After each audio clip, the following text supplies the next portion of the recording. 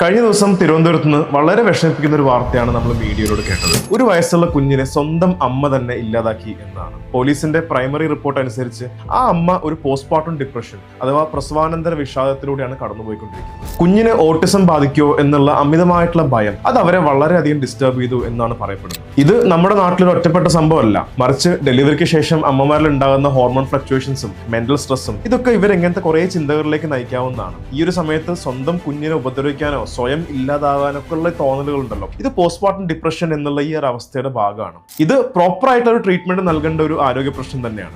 നമ്മുടെ നാട്ടിൽ ഡെലിവറിക്ക് ശേഷം അമ്മയുടെയും കുഞ്ഞിന്റെയും ഒക്കെ ശാരീരികമായിട്ടുള്ള കാര്യങ്ങൾക്ക് ഒരുപാട് പ്രാധാന്യം നൽകാറുണ്ട്. പക്ഷെ അമ്മയുടെ മാനസികാരോഗ്യം, അതായത് മെന്റൽ വെൽബീയിങ് പലപ്പോഴും ശ്രദ്ധിക്കാതെ പോകുന്ന ഒന്നാണ്. അമ്മ പെട്ടെന്ന് ദേഷ്യപ്പെടുകയോ അല്ലെങ്കിൽ ആരോട് സംസാരിക്കാതെ ഉൾവലിക്കുകയോ കുഞ്ഞിനെ ടേക്ക് കെയർ ചെയ്യാൻ മടി കാണിക്കുകയൊക്കെ ചെയ്യുന്നുണ്ടെങ്കിൽ അതൊരു പക്ഷേ ആ അമ്മ ഒരുപാട് മെന്റൽ സ്ട്രഗിൾസിലൂടെ കടന്നു പോകുന്നതുകൊണ്ടായിരിക്കാം. ഇങ്ങനത്തെ സാഹചര്യങ്ങളിൽ ഈ അമ്മമാരെ വെറുതെ ബ്ലെയിം ചെയ്യാതെ അവർക്ക് എല്ലാവർക്കും കൃത്യമായിട്ടുള്ള ഒരു മെഡിക്കൽ വെൽനസ് സപ്പോർട്ടും അതുപോലെ ഇമ്പോർട്ടന്റ് ആയിട്ട് ഫാമിലി സപ്പോർട്ടുമാണ് നമ്മൾ എൻഷുർ ചെയ്യുന്നത്. ഇതുകൊണ്ടാണ് പോസ്റ്റ്മോർട്ടം കെയറിൽ ഒരു അമ്മയുടെ ഫിസിക്കൽ കെയറിനോടൊപ്പം തന്നെ നമ്മൾ ഇമോഷണൽ വെൽബീയിങ്ങിനും ഈക്വൽ ഇമ്പോർട്ടൻസ് കൊടുത്തു വരുന്നത്.